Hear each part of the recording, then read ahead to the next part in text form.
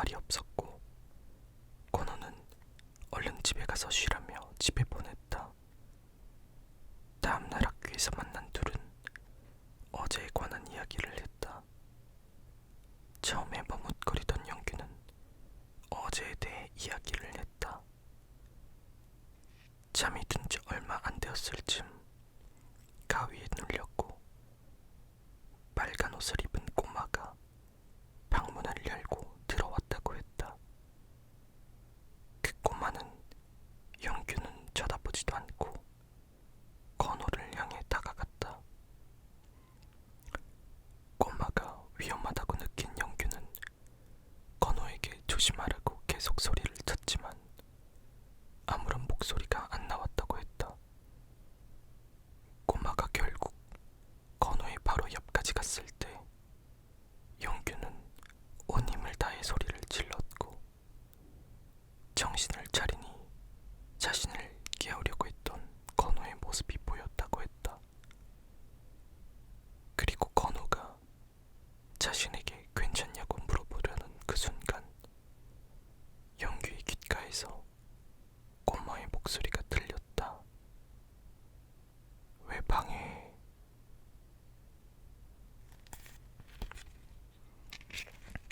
첫 번째, 꼬마라는 제목의 이야기였습니다.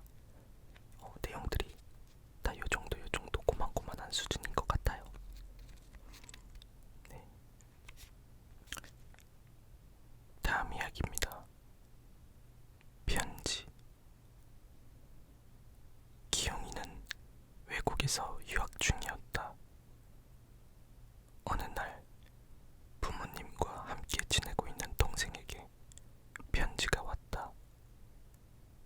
편지의 내용은 기용이가 매우 아끼고 좋아했던 강아지가 지붕에서 미끄러져 죽었다는 내용이었다.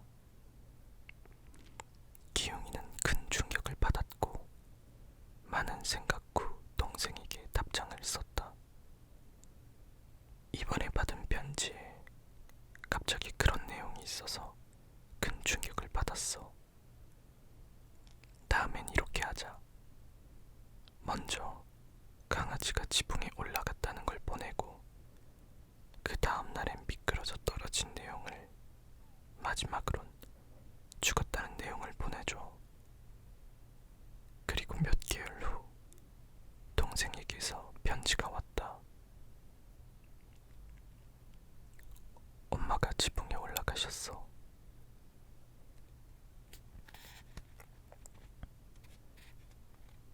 터널. 훈석이는 취업 후 오랜만에 고향에 내려왔다. 친구들을 만나 재미있게 놀다가 집에 가기 위해 다같이 훈석이의 차를 탔다. 집에 가는 길에 어렸을 때 귀신이 나온다는 소문이 있던 터널 근처를 지나게 되었다. 친구들은 저 터널을 지나가면 집에 더 빨리 갈 수 있다며 터널을 지나가자고 했다. 멀리 돌아가느니 빨리 가는 게 낫다고 생각한 훈석이도 별 생각 없이 터널로 향했다. 어두컴컴한 터널로 들어오자 친구들은 장난으로 귀신 흉내를 내기도 하며 어차피 다니는 차도 별로 없는데 내려서 구경이나 해볼까라고 말했다. 그러자 혼자 조용히 있던 한주가 갑자기 사색이 되며 야, 여기서 빨리 나가자 라고 말했다. 친구들과 훈석이는 한주의 반응에 약간 놀랐지만 얼른 터널을 빠져나오기로 했다. 터널을 나오자마자 한주는 너희 다 못 들은 거야? 라고 말했다. 다른 친구들은 의아한 표정으로 한주를 보았고 한주는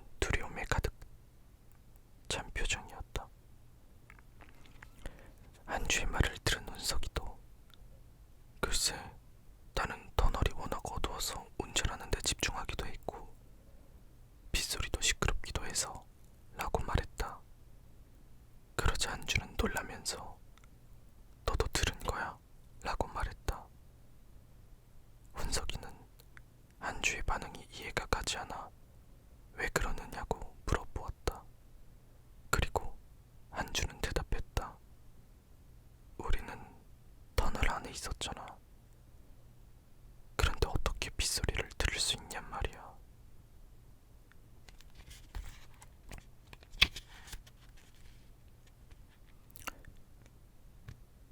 비밀 신호. 영지는 어릴 때부터 상상력이 넘쳐났다. 어찌나 상상력이 넘치는지 외계인이 엄마를 납치한 후 엄마로 변장해 가족들을 해치게 되지 않을까 하는 상상까지 하게 되었다. 무서워진 영지는 엄마와 비밀 신호를 만들어 진짜 엄마와 가짜 엄마를 구별하자고 말했다. 영지의 말에 엄마는 처음엔 웃었으나 나중에는 함께 비밀 신호를 만들어 주었다. 영지가 엄마, 내 코끼리 어딨어요? 라고 하면 엄마는 장롱 안쪽에 넣어뒀지 라고 대답하는 것으로 비밀 신호를 만들었다. 그 이후로 영지는 생각날 때마다 코끼리를 찾았고 엄마는 언제나 장롱 안쪽에 넣었다는 대답을 해주었다. 영지가 커가면서 더 이상 외계인이 엄마를 납치하는 상상이 무섭지 않아졌지만 가끔 엄마에게 내 코끼리 어딨어요? 라고 묻기도 했다. 그럴 때마다 엄마는 장롱 안쪽에 넣어두었지 우리 딸 이라며 웃으며 대답해 주었다. 몇 년 후 집에서 멀리 떨어진 곳에서 자취를 하게 된 영지는 아빠에게서 연락을 받았다. 아빠는 요즘 들어 엄마가 컨디션이 좋지 않고 우울해 보인다는 소식을 전해주었다. 마침 곧 방학이기도 해서 오랜만에 집에 가게 된 영지는 엄마와 시간을 보내다 갑자기 예전 생각이 떠올랐다. 그래서 엄마에게 엄마, 내 코끼리 어딨어요? 라고 물었다. 그러자 엄마는 어리둥절한 표정으로 무슨 코끼리? 라고 대답했다. 진짜로 엄마가 외계인으로 변장한 건가요? 그런 내용인 거겠죠?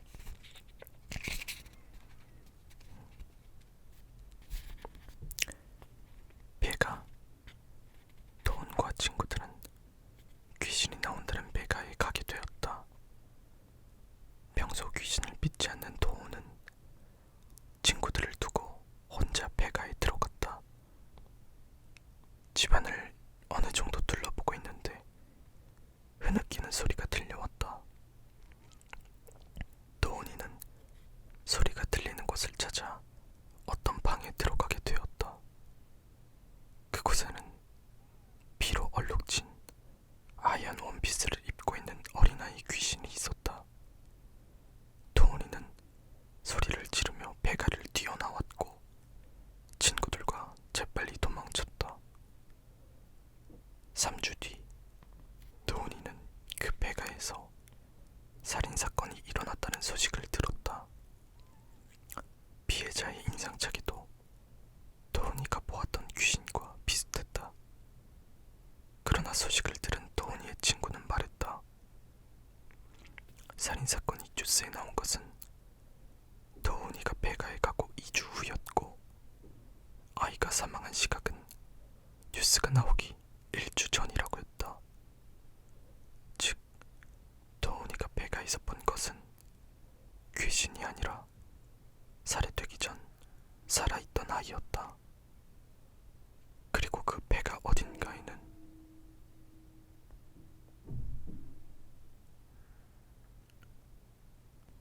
범인이 숨어 있었을 것이다. 밖에서 난 소리네요. 네. 택시. 집에서 멀리 떨어진 곳에서 아르바이트를 하는 소진이는 그날따라 다음 맞이하느라 평소보다 더 늦은 시간에 집에 가게 되었다. 버스를 타기 위해 버스 정류장에 앉아 있는데 번화가가 아닌 조용한 동네여서 그런지 안 그래도 배차 간격이 긴 버스가 계속 오지 않고 있었다. 마치 택시를 타라는 것처럼 택시만 계속 지나가고 있었다.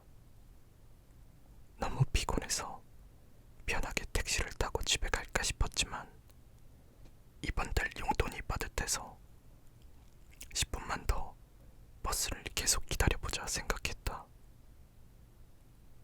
10분을 기다리면서 5대의 택시가 지나갔다.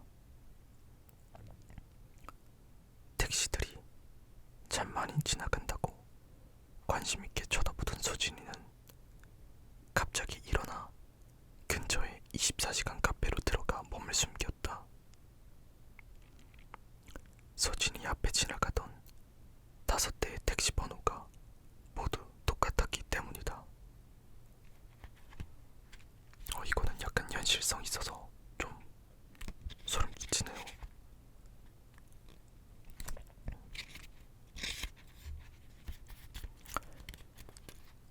귀신의 집. A 지역에 있는 테마파크는 귀신의 집이 무섭기로 유명하다. 특히 귀신들이 진짜 귀신이 아닌가 싶을 정도로 무서웠기에 언제나 인기가 많았다. 대철이는 이번 방학에 귀신의 집에서 일을 하기로 했다. 전날 안내사항을 듣는데 귀신 분장을 한 사람들끼리 마주치면 자신이 속한 구역과 이름을 꼭 3번씩 말해야 한다고 했다. 서로 분장을 보고 놀랄 수 있기 때문에 미리 자신을 알리는 방법이라고 했다. 귀신의 집은 밤늦게 열리기 때문에 대철이는 분장을 마치고 귀신의 집 내부를 구경하고 있었다. 그러던 중에 어떤 구역에서 한 여자를 마주치게 되었다. 그 여자는 머리 부분은 귀신같이 분장을 하고 있었고 몸은 빨간색의 병상복을 입고 있었다. 아직 분장만 하고 옷은 안 갈아입었나 하고 생각한 대철이는 이제 오픈할 시간이 되었다며 자신의 구역으로 돌아가라는 부전을 받게 되었다.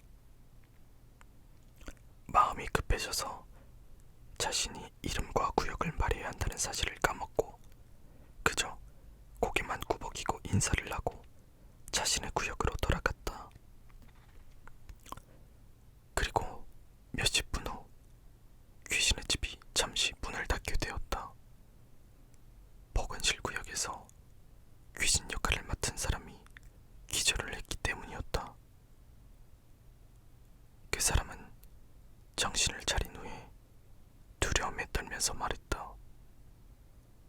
자신의 구역에서 어떤 여자를 보았고 보건실구역 최진서입니다. 보건실구역 최진서입니다. 보건실구역 최진서입니다.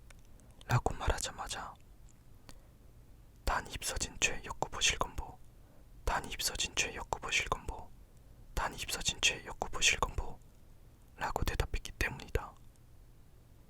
대철이는 그게 뭐가 무섭냐고 물어봤다. 그러자 주변에 있던 사람들은 대철이에게 귀신은 사람이 한 말을 거꾸로 따라해 라고 말해주었다.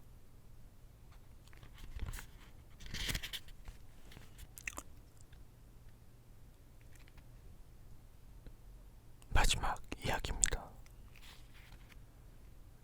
주열이는 친구와 차를 타고 여행을 하고 있었다.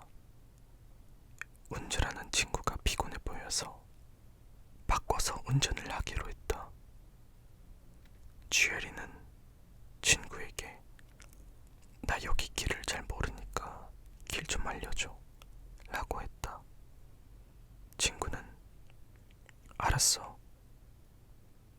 좌회전, 우회전, 좌회전. 마지막으로 좌회전을 듣고 핸들을 꺾는 순간 낭떠러지가 보였고 주열이는 바로 차를 멈췄다. 다행히 사고는 안 났지만 너무 놀란 주열이는 숨을 몰아쉬고 있었다. 그 순간 그런 주열이 옆에서 누군가 아깝다 라고 중얼거렸다. 온몸에 소름이 돋은 채로 옆을 돌아보자 친구는 곤히 잠들어 있는 모습이었다. 그렇다면 주열이에게 방향을 알려주고 마지막 말을 했던 것은 누구였을까? 누구였을까요?